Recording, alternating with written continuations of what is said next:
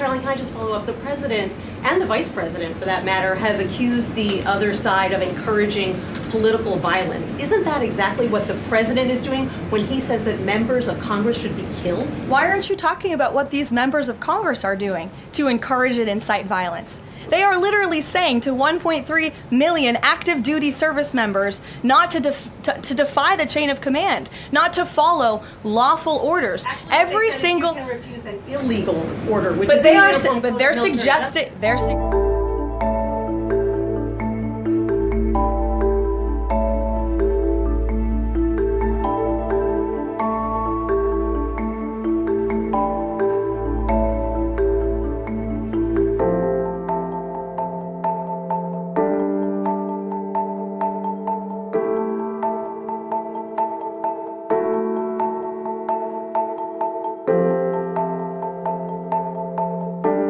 Like us, you all swore an oath to protect and defend this Constitution. Right now, the threats to our Constitution aren't just coming from abroad, but from right here at home. Our laws are clear. You can refuse illegal orders. You can refuse illegal orders. You must refuse illegal orders. No one has to carry out orders that violate the law or our Constitution. We know this is hard. And that it's a difficult time to be a public servant. But whether you're serving in the CIA, The Army, Our Navy, the Air Force, Your vigilance is critical. and know that we have your back.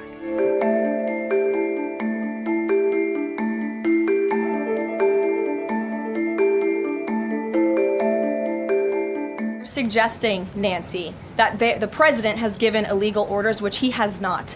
Every single order that is given to this United States military by this commander-in-chief and through this chain of command, through the Secretary of War, is lawful. And the courts have proven that. This administration has an unparalleled record at the Supreme Court because we are following the laws. We don't defy court orders. We do things by the books. And to suggest and encourage that active duty service members defy the chain of command is a very dangerous thing for sitting members of Congress to do. And they should be held accountable. And that's what the president wants to see.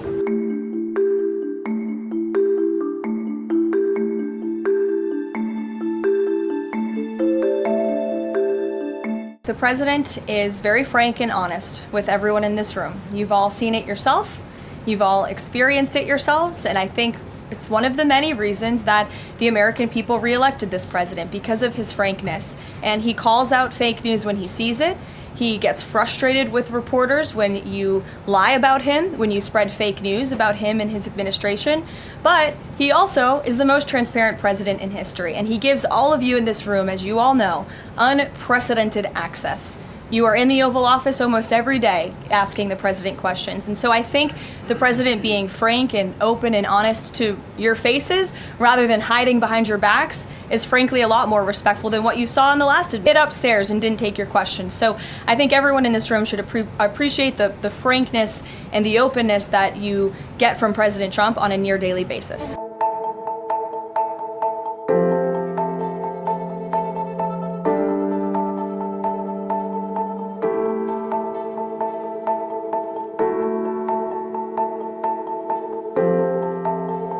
Donald Trump has accused about half a dozen Democrats of sedition, punishable by death, in response to this video published this week.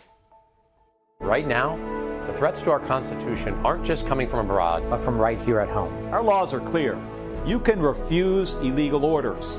You can refuse illegal orders. You must refuse illegal orders.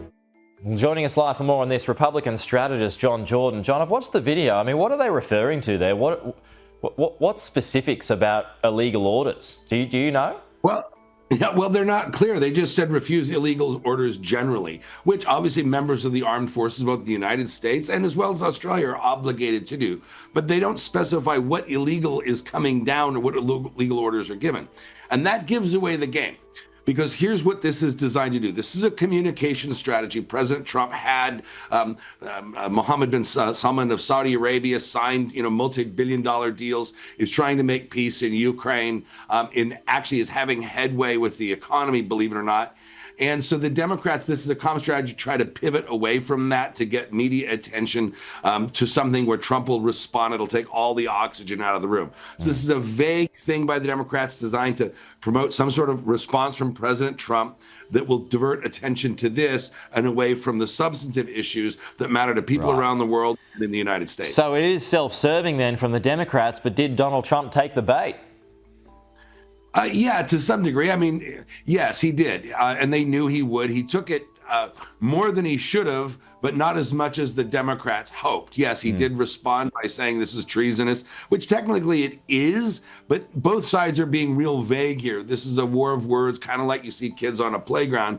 But the Democrats started it to divert attention away from substantive issues and their own problems. So was the response, though, a little over the top?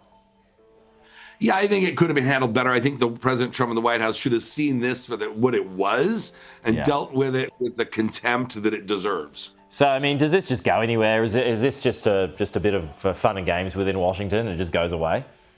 Yeah, this just goes away. This is going nowhere. There's no specific or credible allegation of anybody doing anything illegal. This is a media stunt to chew up the clock or chew up time and chew up media oxygen. Yeah, okay. Well, as Karoline Leavitt pointed out at a press conference a little early, she says, look, it's not literal. He doesn't want to kill anybody, but still it's a sideshow, an interesting sideshow, as you point out. John, just finally on Epstein, I mean, it looks as though all the files are now going to be released. There will have to be some redactions, though, according to the president.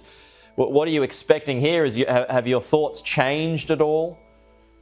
No, not really. So there will be redactions, and that's to protect victims. And I think everybody can be for that, right? I mean, their privacy has to be respected. But what is coming out, and this is going, Trump derangement syndrome is a real thing in the United States and places around the world. So President Trump says he doesn't want something, so the Democrats and the media, which is the same thing, say they're for it. So President Trump said he didn't want the Epstein files out, so that made them want it all the more. And now it looks like, that, geez, Epstein was donating to Democrats. You had Epstein in communication with a Democrat delegate to Congress. Chuck Schumer, Hakeem Jeffries was seeking Jeffries' political advice for years. And President Trump, it turns out, was the only one that completely ejected him from his life by kicking him out of Mar-a-Lago and had nothing to do with him after this first allegation surfaced. Well, the Democrats just getting deeper and deeper with him. So I'm going to wonder that maybe this some sort of, in this case at least, some sort of brilliant strategy by President Trump and his media shop to the Democrats into this, because this is going nowhere for them. Well, I mean, I've just always been the thought if there was a smoking gun there, it would have been used by now. It would have been used under the Biden presidency. Well, yeah, I mean, 2016 they made up the Russian spy thing. I know. I mean, they're going all kinds of stuff. So if there was something real there, they'd have found it. Which is interesting about. Sorry, John. Yeah, it's interesting now about Marjorie Taylor Greene going so strong on this. If nothing else is revealed, how does this end up blowing back on her? Well, she represents a district in Georgia, right? And it's a strong Republican district. So her district is going to be decided in the primary election, meaning when parties select their own candidates. And President Trump's endorsement or non-endorsements going to carry a big weight in her district and her little slice of Georgia. So I think what you're seeing now is she's going to start to try to make peace hard and fast with Trump for two reasons. First of all, she knows that he is the sword of Damocles and can almost single-handedly deny her a re-election. Yeah. And secondly, she's going to see how this goes off in the Democrats' lap. And so she's going to try to take credit for it, try to pivot towards President Trump and this whole thing. Yeah, okay. And that's going to be fun to watch. Oh, okay. We look forward to that. John Jordan, good to see you. Talk to you again next week.